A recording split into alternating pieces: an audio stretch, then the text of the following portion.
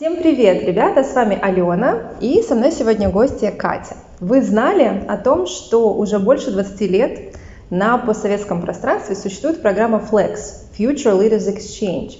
Суть этой программы в том, что школьники 15-16 лет имеют возможность получить стипендию на обучение и проживание в Соединенных Штатах Америки на протяжении 1 года. И после этого они возвращаются в свою страну, в нашем случае Украина, и продолжают какую-то интересную деятельность making difference in this world. И, конечно же, сегодня я хочу пообщаться с Катей по поводу ее опыта, участия в программе FLEX, проживания в Штатах, учебы, и потом, что же она делала еще и по возвращению в Украину. Катюша, благодарю тебя за то, что ты присоединилась ко мне сегодня. Расскажи, в каком году ты ездила в Штаты? 2010-2011.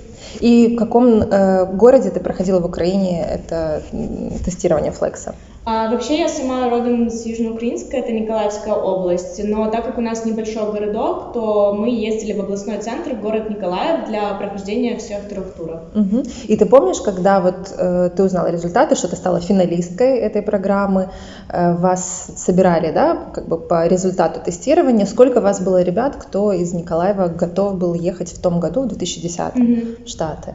Так, из Николаева, наверное, вот из всей области на тот момент было где-то человек 25, но вот из моего города на тот момент, из моей школы прошло 2 человека. Я помню, как сейчас, когда объявляли результаты, потому что это был май месяц, и мы были в школе. То есть звонили родителям, позвонили моей маме, мама была на работе. Для мамы это был там шок, просто слезы, истерика, потому что она понимала, что придется отпустить ребенка на год непонятно куда.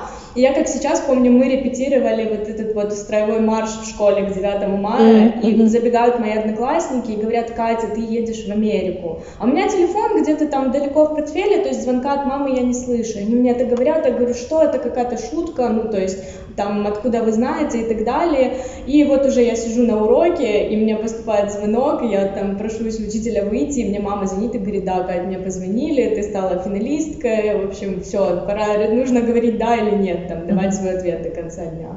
И уговаривали тебя родители: нет, мы передумали, ты не поедешь, страшно, куда?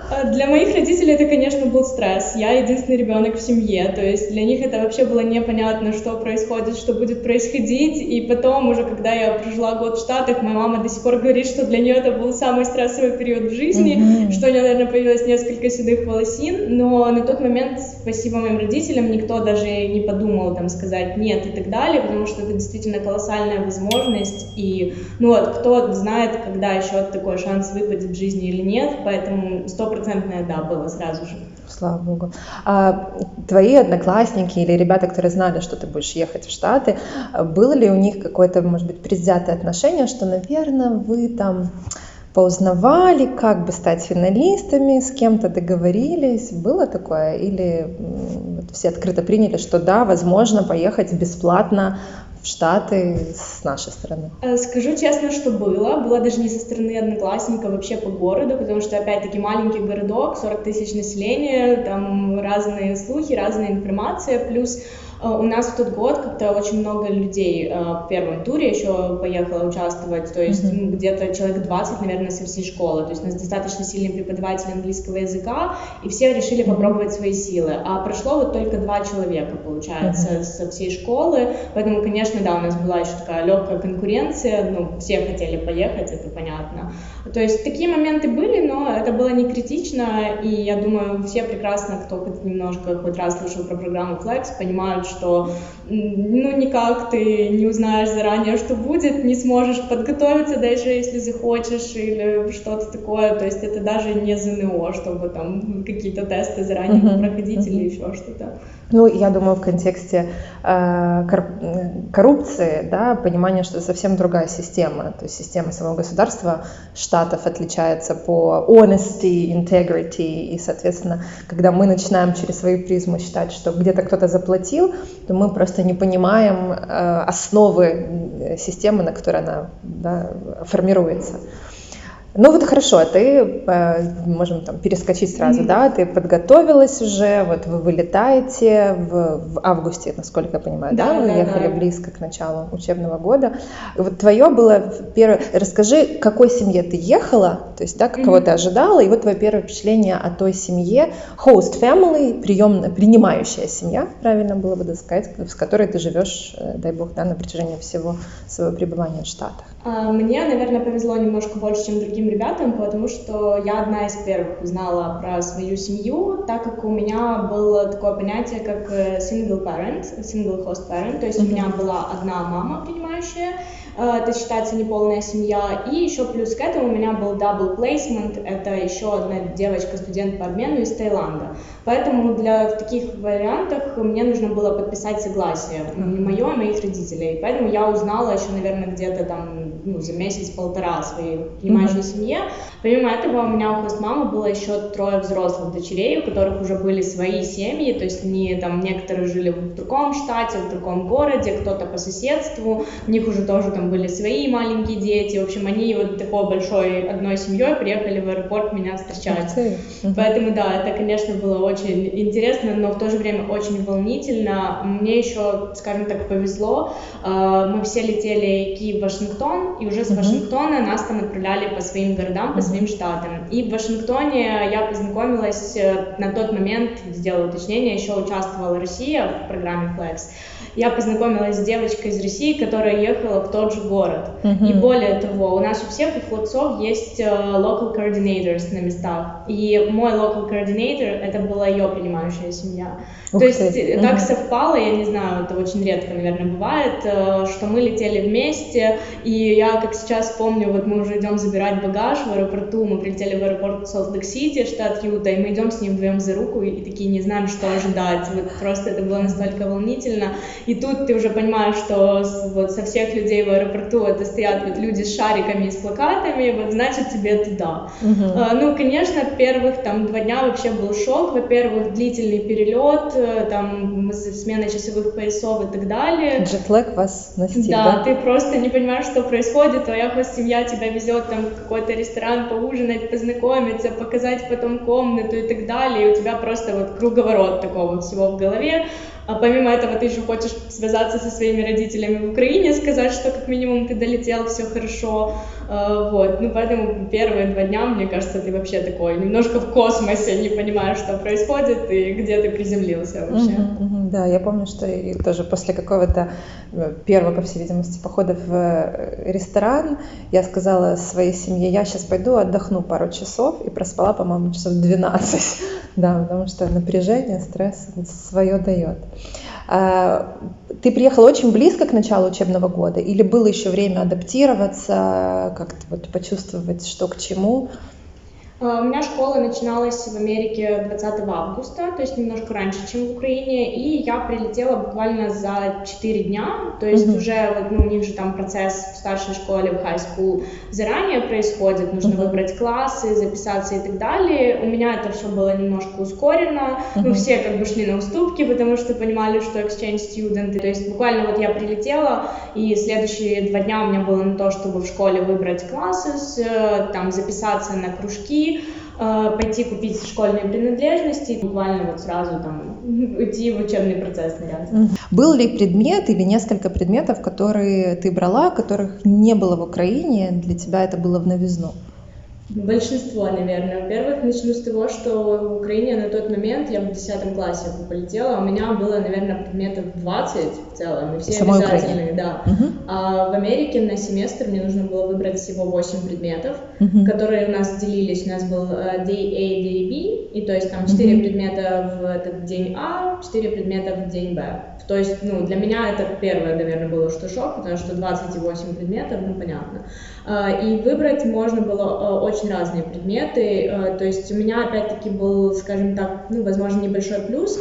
Я сразу понимала, когда летела, что украинская школа, она не будет мне вот эти предметы, которые буду изучать в Америке, никаким образом там, ну, к сожалению, или, не знаю, к счастью, они не пойдут там в украинский табель, да, их не засчитают.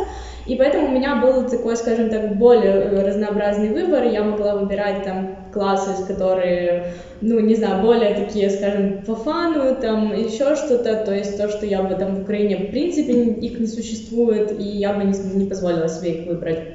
То есть у меня была драма-класс.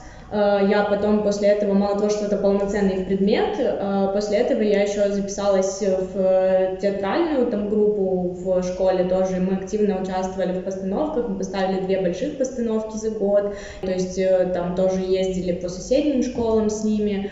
Вот. Потом у меня был journalism класс, это вот прям была моя большая мечта. Я потом, наверное, после Америки где-то тоже все равно связала свою там профессиональную деятельность с журналистикой, и ну, в Украине там у нас такого не было, и прям очень жаль. И я вот помимо того, что была в этом journalism класс в high school, он мне еще дал возможность, у нас была газета школьная, ну, то есть не такая, скажем так, стенгазета, как мы привыкли в Украине это видеть, а полноценная газета, которую там можно было купить, в школе бесплатно взять, и мне повезло туда там даже несколько статей написать. Вот. Потом у меня был класс фотографии, тоже мне это было очень интересно, я взяла, и это вот было не то, что тебе там просто рассказывают про фотографию и так далее, полноценно можно было взять в аренду технику, у нас были практические задания, мы ходили, нам показывали, как там свет на улице настраивать, в школе была своя небольшая фотостудия, где можно было в студии снимать, настраивать и так далее. Вот, то есть это, скажем так, ну вот для нас, для Украины, это больше предметы, которые, ну, как хобби, да, а не школьные предметы. Представьте себе, в обычной средней образовательной школе в Украине вы будете заниматься фотографией на уроках.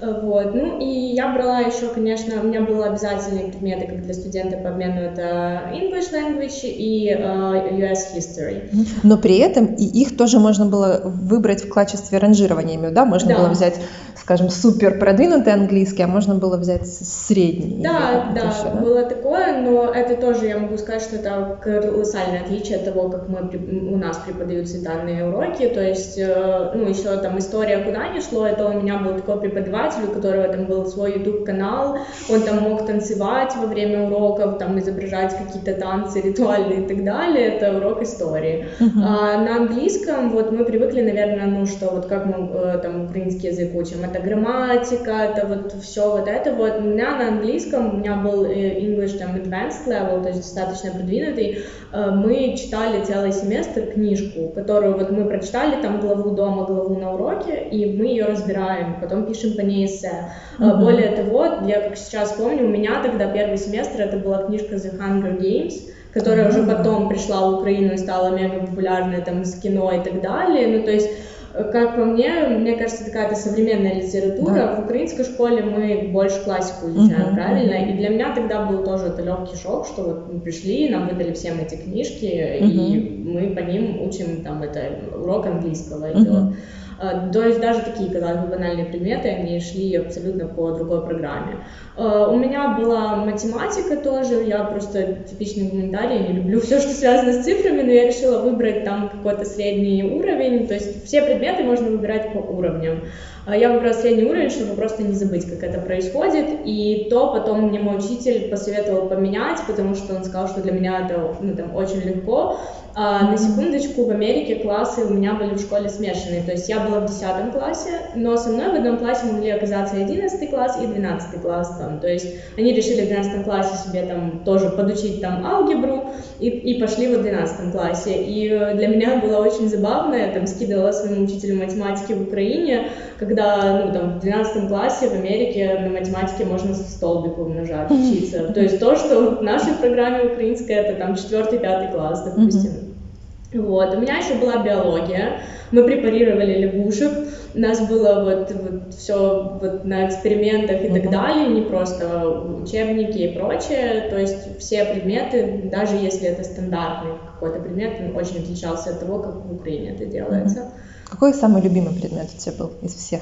Ну, все-таки вот журналистика, потом я на второй семестр еще взяла creative writing, то есть тоже то, чего нет в Украине, к сожалению. Я до сих пор общаюсь в Фейсбуке со своей учительницей по этим предметам, потому что, ну, как бы мне кажется, что это тот человек, который, во-первых, поверил в меня, потому что не так легко было там попасть в школьную газету и написать статью, во-вторых, написать на английском английском, все-таки другое мышление, другая структура. И, ну, она мне нравилась еще очень сильно как человек, то есть я к ней подходила там по какими-то советами, она мне очень много всего расспрашивала про Украину. Она потом еще у меня параллельно драма-класс вела тоже, и мы с ней до сих пор общаемся там в Фейсбуке и прочее. Хотя был такой один интересный момент, я когда уже уезжала, я хотела там учителям некоторым на память оставить что-то про Украину и добавиться в Фейсбуке в друзья. И они мне сказали, что вот по правилам школы они не могут ничего взять, даже там какую-то банальную ручку, потому что это считается как взятка, и не могут добавиться ко мне на Фейсбуке в друзья, пока мы в статусе учитель-ученица. То есть я уже потом даже с украинской школы, когда выпустилась, только потом она мне добавила в друзья, и мы стали общаться. И удивительно, что люди следуют этим правилам, да, то есть можно было сказать, ай, ты студент по обмену, кто там будет обо мне, да, знать, но тем не менее люди верны этим правилам. Это ценно. Еще ты упомянула о том, что ты один учитель, у тебя был и по creative writing, и по journalism, и по drama lesson, то есть theater, да? Это не единственный случай, когда в школе какой-то преподаватель совмещает, кажется, несовместимые, да, предметы. Я просто помню, у меня был учитель математики, который в это же время был тренером по футбольной команде девочек. И это такая распространенная практика, по всей видимости, в них, что не обязательно быть, скажем, спецем в одном деле, да, они умудряются, и, может быть, для сердца в какой-то степени, для души, еще какие-то другие предметы преподавать и самим изучать. А какая она была жизнь вне уроков? Мы знаем, что в Америке, кроме уроков, очень большое внимание они уделяют спорту, именно в школе, да? Занималась ли ты каким-то видом спорта? Да, вне уроков очень активная, конечно, жизнь, но я должна сказать, что вот спорт, кружки, там танцы, не знаю, пение, все, что вот мы привыкли, что у нас не на базе школы, мы идем там в какие-то дополнительные школы, занятия и так далее, то это все в Америке в школе продолжается. То есть у меня был какой-то семестр, у меня был хор, как дополнительное занятие, там, после школы мы там пели, с концертами ездили, что для меня, кстати, был очень челлендж такой, потому что, ну, как бы я человек, у которого нет супер голоса, но которому очень нравится петь, и я решила, что я приехала вот в Штаты, и у меня есть такая возможность попробовать что-то новое, по-моему, как раз сейчас такой момент. По поводу спорта я занималась в команде по track and field. Это, ну, скажем так, легкая атлетика. Я бегала на длинные дистанции, то есть это вот осень, весна, зимой у нас был перерыв, и весна я прям была полноценно в команде, мы ездили на соревнования по всему штату, ну, то есть это все на достаточно таком серьезном уровне, у нас там профессиональные тренера занимались, у нас была большая команда. Вот. Справлялась ты? Чувствовала, что тебе хорошо, легко бегать, или поняла, ой-ой-ой, я думала, там все будет полегче? Я, конечно, первое время, я такая, вот, почему я выбрала длинные дистанции, первый раз, когда у нас только для тренировки, скажем так, для разминки нам нужно было пробежать 10 километров вокруг школы, я такая, ого, а там можно было выбрать, ну, там, поменьше дистанции, прыжки, еще что-то, но я потом вошла во вкус, плюс, как бы, тебе рассказывают, как это все делать нужно, у нас есть профессиональное, там, было оборудование, дорожки, где бегать и так далее, это не просто, там, учитель физкультуры, где вы сдаете нормативы, или еще что-то, а тебя там подготавливают профессиональные тренера. То есть, ну, это очень круто, дали такую, скажем, базу бега, ну, то есть рано или поздно, я думаю, там все пытаются побежать потом, или там кто-то остается в этом спорте, кто-то нет, а ты там в 10 классе получил возможность узнать, как это все профессионально происходит, и там узнать какие-то правила, это было очень круто, ну, а плюс-таки я не знаю, у меня вообще не было ни одного знакомого, ни одного одноклассника, кто бы чем-то не занимался помимо просто учебы. Поэтому еще очень важен этот момент для социализации, для того, чтобы найти друзей, ну, для того, чтобы там как-то проводить время. И опять-таки, да, это команда большая, с которой ты общаешься, с которой вы постоянно вместе, там, потом пересекаетесь в школе, на соревнованиях. То есть еще очень важен этот момент. И мне кажется, вот сколько общаюсь с другими студентами по обмену, кто был даже не супер там спортивный, никогда не занимался и так далее, все равно старались найти какой-то такой вид спорта, вот просто ради социализации. Мне кажется, всем, кто вот прошел через Flex или подобные программы, знаком тот момент, что вот сегодня ты знакомишься, там, боже, привет, лучший друг или еще что-то, а на следующий день не вспомнят, как тебя зовут. Ну, для нас это было очень дико, потому что у нас это уже, если вот ты называешь человека другом, это уже серьезно. У них как-то они проще к этому относятся, у них по-другому это, но тем не менее могу сказать, что у меня, и мне кажется, все равно большинство ребят, была такая фора того, что ты студент по обмену. Всем интересно, все хотят узнать, откуда ты, все интересуются, почему акцент, там первое, скажи что-то на своем родном языке, откуда ты, ну то есть тогда еще это был 10-11 год, Украина не была так настолько в информационном пространстве там мировом, и в принципе про Украину знали очень мало. То есть там это были те же стереотипы, что это часть России, или там, не знаю, мне задавали вопросы, а как вы к нам приехали, там на поезде, ну то есть, да, через океан. И поэтому вот в этом плане, мне кажется, была фора в том моменте, что можно было легче завести знакомства и друзей, потому что тобой интересовались. Плюс, ну, ты когда приходишь в какой-то новый класс, большинство учителей, они там делают какую-то перекличку, спрашивают, кто вы, потому что люди друг друга не знают. Ну, и ты же первым делом, я там студент по обмену.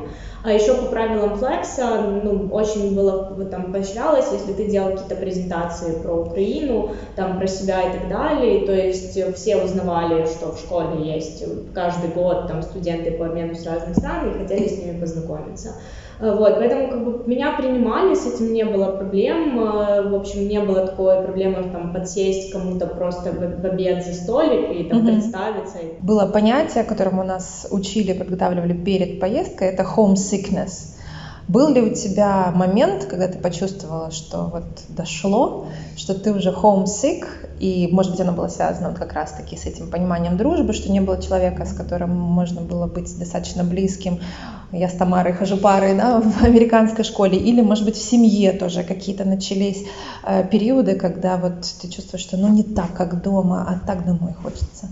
Однозначно были такие моменты, я не поверю, когда если кто-то из студентов по обмену скажет, что нет, потому что первое время, когда ты приезжаешь, у тебя такое, ты весь на эмоциях, все, мир перевернулся с ног на голову, все круто, все классно, потом спустя где-то пару месяцев ты начинаешь понимать, что ну не так, как в Украине, да, вот нет такого, что мы там в школе ходим все классом, знаем друг друга, это дружба и так далее, тоже в том числе. Плюс еще какие-то новые моменты, там огромная школа, куча разных предметов, ты начинаешь теряться, вот это там где-то что-то недопонял, еще что-то, и уже там начинается, боже, зачем сюда приехал, хочу домой. Но мне повезло, у меня хост-семья очень сильно поддерживала в этом плане, они мне очень помогали. Ну и в принципе у меня не было там каких-то запретов на общение с друзьями в Украине, и вот ну, мы там по возможности переписывались тоже, они меня тоже там поддерживали.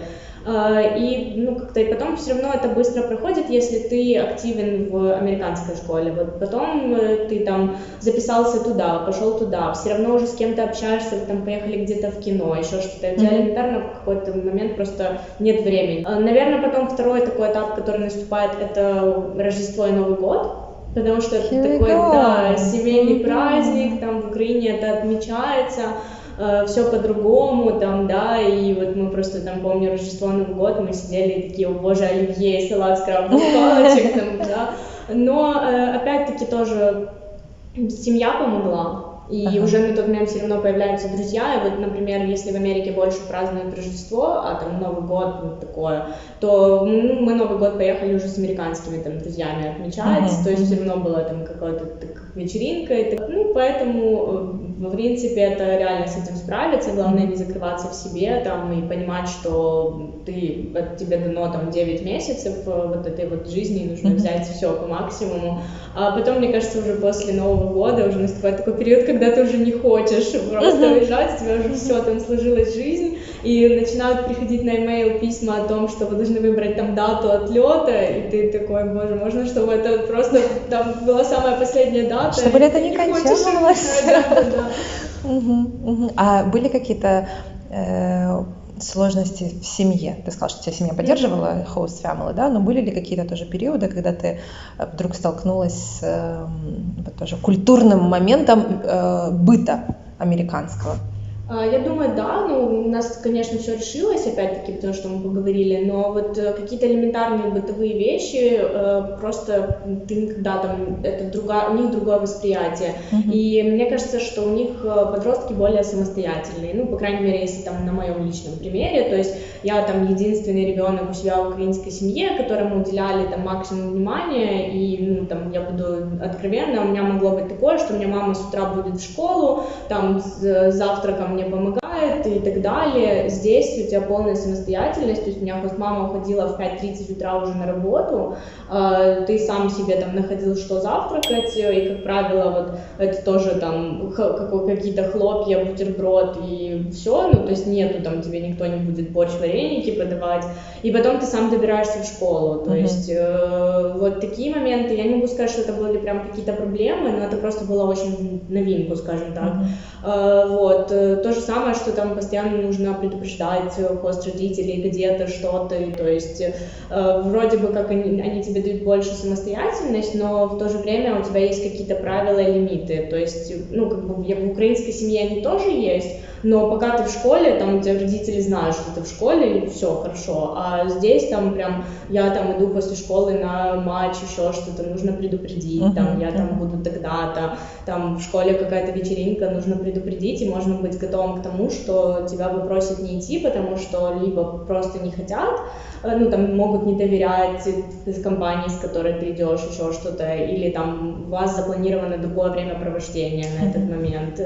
Ну, то есть к этому просто нужно было привыкнуть. Это не было сложно, но это было по-другому, и нужно было привыкнуть к этому. Плюс у меня еще, вот, как я уже сказала, у меня был double placement с девочкой из Таиланда. Это вообще еще третья культура, абсолютно другая. И у нее тоже там у нее были какие-то свои проблемы. Вот у нее был очень большой языковой барьер, что было сложно. И она была вот старше, мы с ней не могли в школе быть там в одних классах, не всегда. Поэтому вот она, например, больше любила это время дома проводить. Это такие какие-то моменты, они решаемы, это не критично, но нужно было к ним привыкнуть. Какой самый важный урок ты получила от пребывания в host family? О том, что именно в хост-семье ценности все-таки, что семья очень важна, но в то же время какую-то большую самостоятельность. То есть вот мне нравится, что у них там 15-16 ты уже можешь идти работать, попробовать себя в этом. У меня была в том числе, у меня был part-time job в Штатах, и таким образом тебе как-то прививается вот самостоятельность. Не так, как у нас, но вот, не все, конечно, у нас есть случаи, когда там люди и во время университета еще что продолжают жить с родителями, там это абсолютно нормально. Вот у них я очень редко такое встречаю, то есть ты там закончил школу, все, ты идешь в самостоятельную жизнь, и более того, к этой самостоятельной жизни тебя начинают готовить еще со школы, начиная вот с момента того, что почти там все 90% моих одногодок, они уже работали, у них была какая-то работа для того, чтобы заработать на свои карманные деньги, там, да, и так далее. И, ну, вот какая-то больше все-таки, мне кажется, у них самостоятельность в плане, там, понятия семьи, но в то же время у них есть вот эти какие-то семейные ценности, там, то есть если это в воскресенье, там, мы идем всей семьей в церковь, то это там не обсуждается, даже если у тебя там какая-то встреча с друзьями и так далее, ну, то есть семья... Важнее, семья все-таки важнее, да, то есть, наверное, вот это.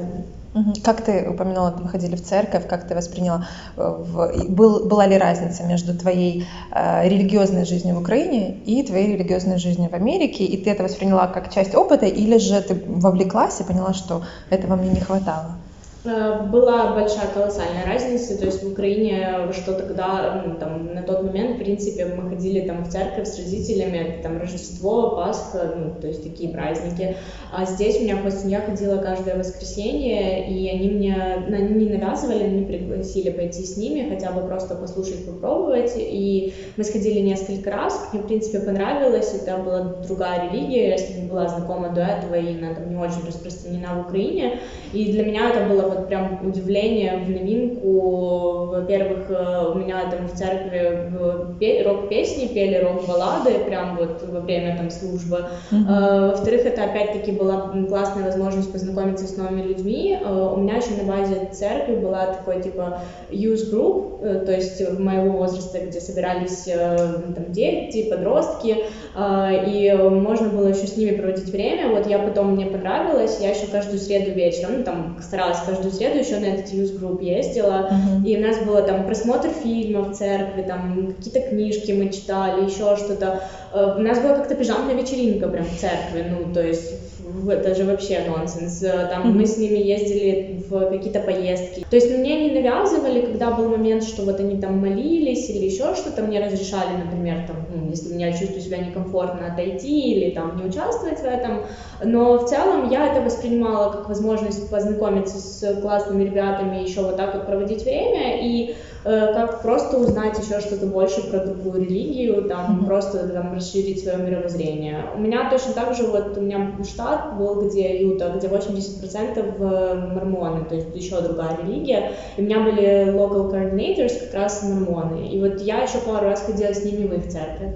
И мне просто было интересно, что это как дополнительная возможность узнать вообще про религии мира, как что, и не просто прочитать, а посмотреть, вот как это происходит, своими глазами увидеть. Но когда ты вернулась в Украину, это уже не продолжило быть частью твоей жизни? Нет, опять-таки, я же говорю, просто никто не навязывает, там, никто не пытается тебе изменить религию или еще что-то, то есть ты там остаешься при своих каких-то убеждениях и прочее. То есть, ну, как бы, возможно, разные ситуации, зависят от человека, но в моем случае это так было. То есть я вернулась в Украину, и дальше мы там продолжили традиции, которые у меня были в семье с родителями. Но, тем не менее, у меня просто... Я уже знала, как бывает и так далее. И там мы где-то там... Я делилась этим, рассказывала, что вот у меня было вот так вот. И это просто какой-то фан-факт, что вот, представляете, у меня была пижамная вечеринка в церкви. Спасибо. Когда год учебный подходит к концу, приходит такое волнующее событие Prom. У тебя была возможность побывать на нем, да? Что ты вот прочувствовала? Можем сказать, чем отличается выпускной у нас в Украине, потому что ты тоже на нем была, от Prom в Америке?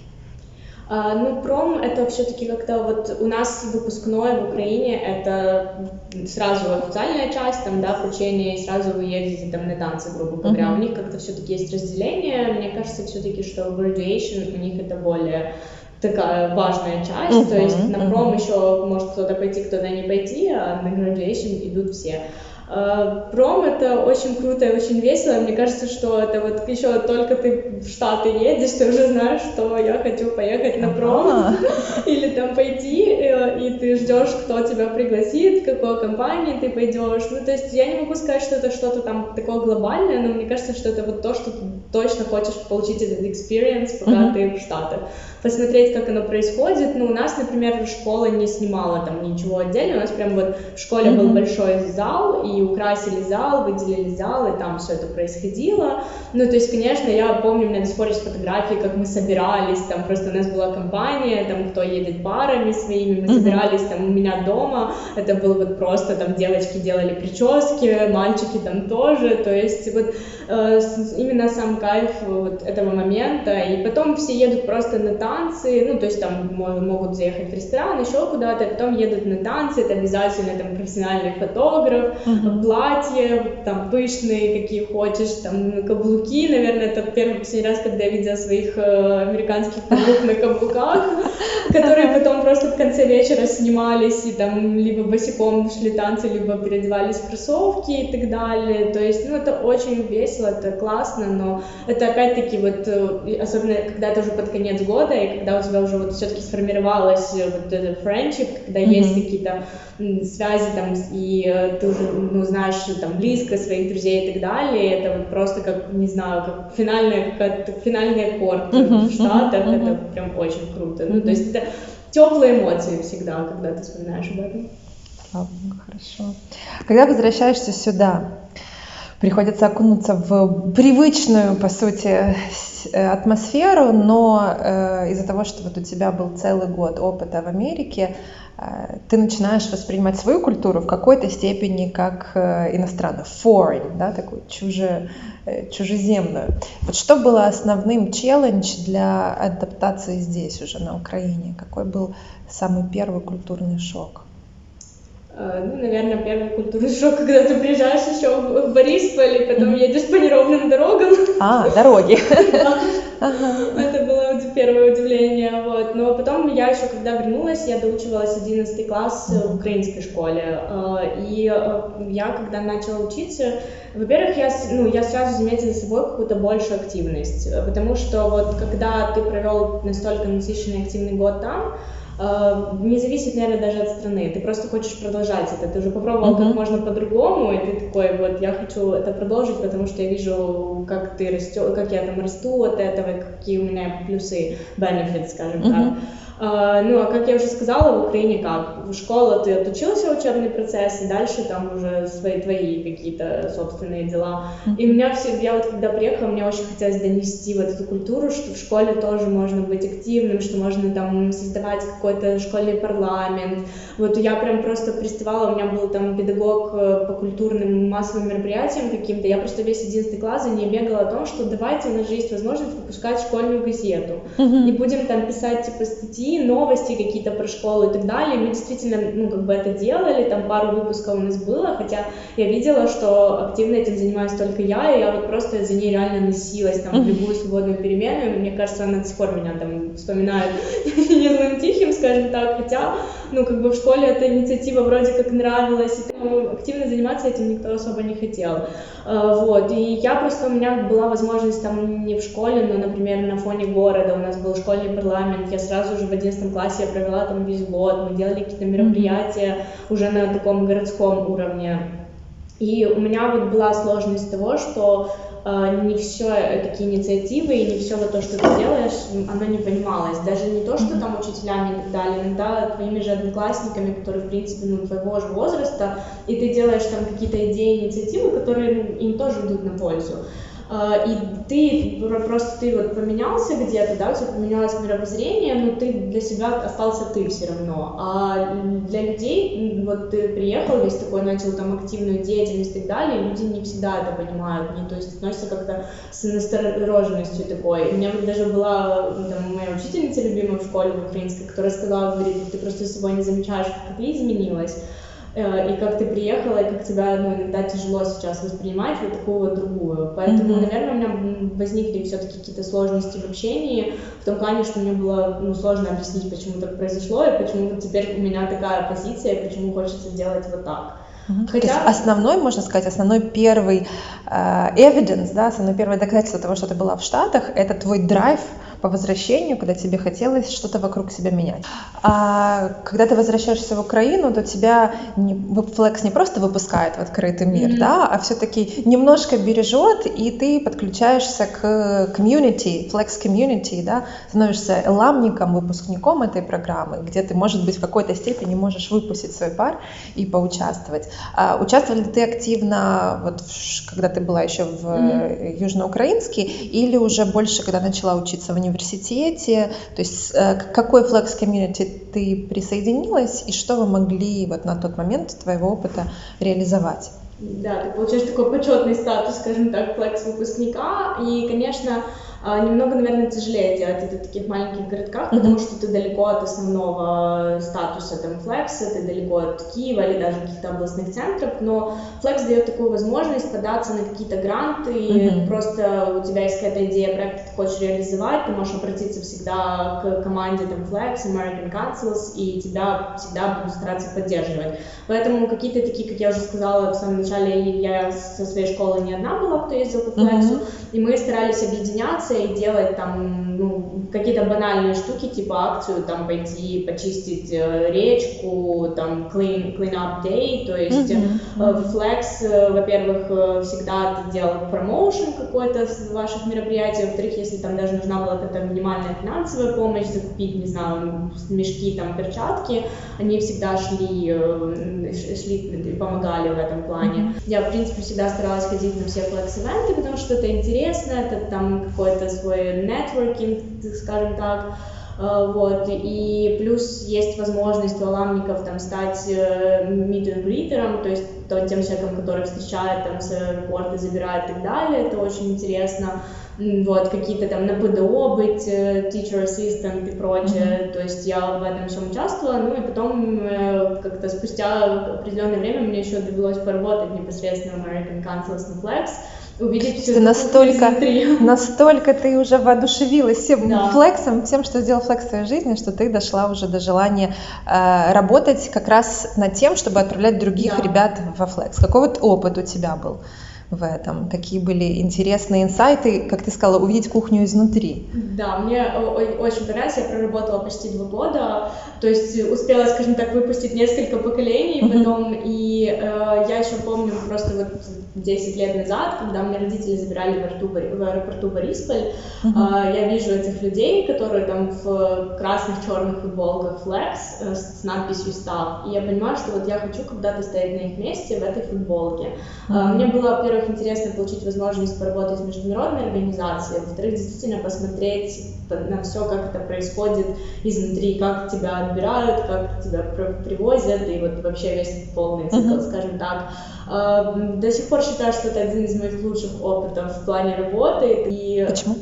Это, во-первых, это очень большой профессиональный опыт, ты просто, у тебя там бешеная мультизадачность, куча всего. Я пошла еще работать сразу после университета, то есть можно так сказать, что это мой первый прям такой глобальный опыт, и сразу международная организация, то есть сразу там какие-то другие values, goals и так далее. Во-вторых, круто смотреть на лица тех ребят, которые только вот сейчас садятся в самолет, чтобы ощутить на себе этот flex experience, и там Flex Spirit. И еще более круче встречать их через год и смотреть, как они изменились через год, с какими мыслями они вернулись, насколько это все похоже там, с твоим, и насколько вообще изменились поколения, потому что, казалось бы, разница там 7-10 лет, но эти ребята, которые сейчас в Flex, мне кажется, что у них уже еще другое мышление, чем было у нас. Поэтому, да, это очень крутой опыт, и мне кажется, что вот я прям получила такой full Flex experience, побыла и на месте exchange студента, и потом отправляя ребят туда, ну, то есть невероятно просто. Катя, а есть ли какие-то критерии отбора со стороны тех, кто отбирают, которые можно было бы назвать вслух? Ну, конечно, критерии есть. Как правило, когда проходите Flex, там, не считая тестов по грамматике и английскому языку, вы говорите про свой личный опыт и про какие-то свои личные ощущения. И не бывает здесь правильно или неправильно. Бывает только то, как бы поступили вы или что чувствуете вы. И поэтому не стесняться и не бояться говорить этого. Потому что я знаю, там многие приходят и такие, вот я не буду, наверное, это говорить, потому что воспримется не так. Говорите, если там, конечно, ничего там, я не знаю, прям... Криминального, да, ну тогда, не знаю, вообще стоит ли идти на Flex, то тогда лучше рассказывать, лучше делиться, потому что открытость — это, наверное, вот один из критериев все-таки отбора на Flex. Открытость, умение быть собой и какая-то уверенность в том, что ты говоришь и в том, что ты делаешь, потому что даже в 15 лет уже эти качества, характеристики, они, наверное, начинают проявляться в человеке. И, ну, так добавить, наверное, это все-таки банальность, но вот многие переживают за английский язык. Конечно, он должен быть, потому что вы должны понимать, что вы едете на год в страну англоговорящую, и вам нужно как-то изъясняться с людьми, которые там живут. Но в то же время английский язык не есть основным критерием. И более того, Flex предоставляет возможность перед тем, как уехать к своей приемной семье, побывать еще в лагере, там, неделю или 2, чтобы подтянуть свой английский. То есть, если вы там переживаете, что у вас не на достаточном уровне или еще что-то, если вы понимаете, умеете говорить, у вас там, ну, есть уроки в школе, какой-то достаточный базовый школьный уровень, я бы все равно шла и пробовала, потому что английский это все равно не является основным критерием отбора. Это интересно, да, кажется, что вроде только к этому надо готовиться, а на самом деле гораздо больше вариантов и критериев. А есть ли у тебя experience, и можешь ли ты прокомментировать отношение флекса к инклюзии, что я имею в виду? Был ли какой-то процент эламников, которые, скажем, должны были быть по каким-то критериям люди с инвалидностью, либо если критерий не было, но был ли опыт вот в твоем рабочем уже экспириенсе, что люди, которые с инвалидностью, попадали финалистами в программу Flex? Конечно, я, наверное, скажу более обширно с двух моментов. С своего опыта как студента по обмену и уже когда я успела поработать на Flex. Когда я непосредственно училась в американской школе, для меня это было, наверное, вот одно еще из тех, чем очень хотелось поделиться по возврату в Украине и то, чем ты первым делишься с родителями по скайпу. У меня обычная школа американская, в ней учились дети, которые там были на инвалидных колясках, которым нужны были сопровождающие с какими-то определенными моментами. Они учились в абсолютно обычных классах с нами вот рядом. И более того, к ним было максимально положительное отношение, то есть не было такого, что там как-то смотрели или говорили или еще что-то, не то чтобы даже не то, а просто как-то выделяли этих людей. Нет, все было нормально, мы с ними общались, дружили, у них было много друзей, одноклассники, если нужна была какая-то там помощь, всегда могли помочь, это не было чем-то таким невероятным, хотя на тот момент, сейчас в Украине это до сих пор, мне кажется, очень сложный вопрос, который пока не решен, а 10 лет назад так об этом в Украине вообще не говорил даже никто. И для меня это было просто вау, в хорошем смысле вау. То есть я когда первый раз увидела такую ситуацию, я вот реально открыла рот там от удивления, и тоже возник этот же вопрос, а почему нельзя сделать так у нас? Это же элементарно. А вот со стороны уже, когда я работала в American Councils, да, есть процент детей там с инвалидностью, они попадают каждый год. Для них есть не отдельный конкурс, они проходят все те же 3 этапа, просто для них, возможно, там как-то немножко другие критерии отбора, и у них там больше, все, когда поступают на Flex, они там заполняют кучу медицинских документов, и вот они, возможно, больше там по медицине заполняют. И для них обязателен лагерь перед тем, как ехать к хост-семьям, где их учат, как относятся, как вообще отношение к таким детям в Америке, в том плане, что вот у нас в Украине, из-за того, что у нас это не принято, у нас не принято говорить.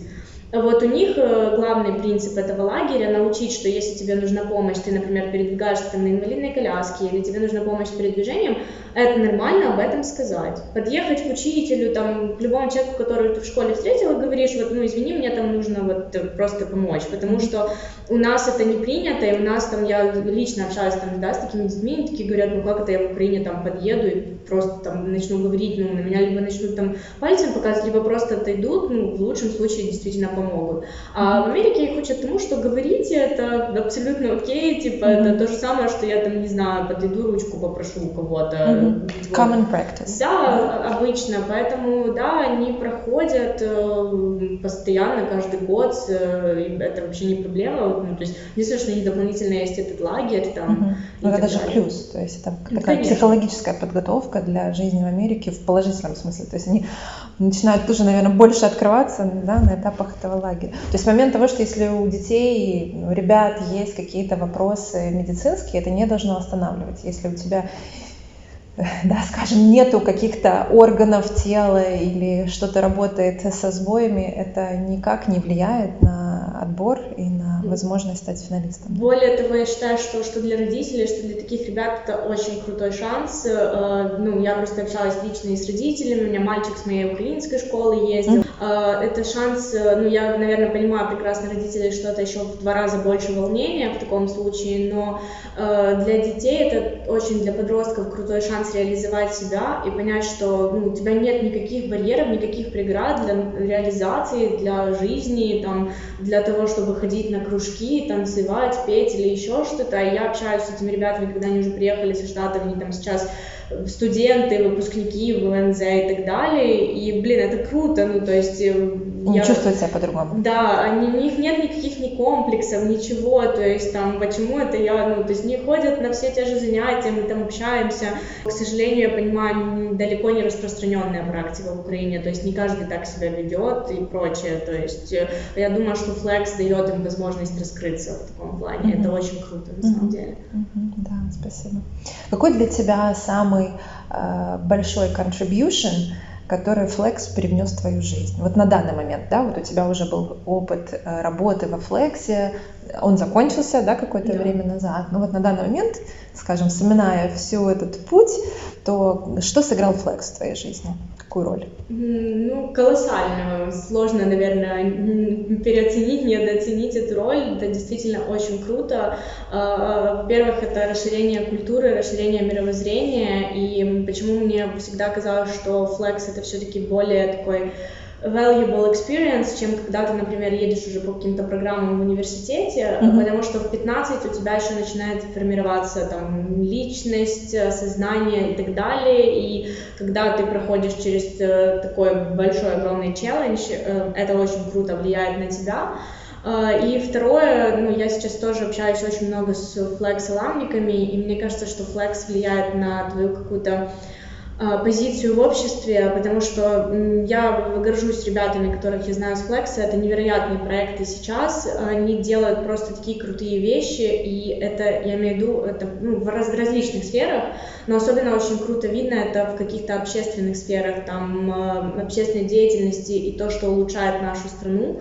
И я всегда, когда меня спрашивают что-то про Flex, ну, первый типичный вопрос про Flex: почему вы не остались, почему вы не вернулись, не переехали. Мне кажется, что мой основной ответ на этот вопрос, потому что ты приезжаешь и ты хочешь сделать здесь уровень жизни, улучшить, и ты приезжаешь с вопросом, почему нет, ну, что нам мешает, вот, пожалуйста. И Flex мне очень помог в моей там профессиональной деятельности, я очень люблю тем, чем я занимаюсь сейчас, и вообще на протяжении там жизни, и это всегда, ну, как правило, международные организации, проекты, которые направлены на какую-то общественную деятельность, на то, чтобы изменить что-то в обществе, и я от этого прям очень тащусь и кайфую. То есть можно сказать, что программа Flex каким-то особенно умным образом построена, что она подготавливает участников не оставаться, да, во имя собственного блага, а как раз возвращаться в свою страну, да, country of origin, для того, чтобы там что-то уже, какой-то вклад приносить. Да, ну, понятно, что не все так радужно у тебя в течение года, ты сталкиваешься с какими-то проблемами, там, да, особенно когда тебе 15, тебе кажется, что там иногда проблема приготовить себе завтрак — это просто мирового масштаба проблема. Во-первых, вот такие вот проблемы дают тебе больше самостоятельности, потому что нет мамы и папы, которые бы решили их за тебя, там, да, даже если и дадут какой-то совет, то они находятся на очень большом расстоянии. А второе, что мне кажется, что вот даже когда ты обсуждаешь какой-то негативный опыт, это тоже вот подтолкнуло к тому, что в итоге это все стало очень крутым, потому что ты посмотрел и на негативный опыт по-другому, и посмотрел, как можно с ним справляться и так далее. Ну вот, как говорят, not better, not worse, just different. То есть ты увидел, что не обязательно круто, не обязательно плохо, но просто по-другому. Что-то ты захотел перенять, принести, поменять там у себя в стране и у себя там лично. Мне кажется, девиз в какой-то степени Flex: not better, not worse, but different. Что в моем, да, что я это слышала, что Катя это слышала. Спасибо тебе огромное, Катя, было очень интересно тебя слушать. Я надеюсь, что то, что ты рассказала, каким-то образом откликнется у тех, кто нас также слушает. Благодарим вас за внимание. Можете делиться своими впечатлениями, подписываться на канал и делиться с теми, кому может быть актуальна эта история про Flex и возможность участвовать в Flex. До новых встреч!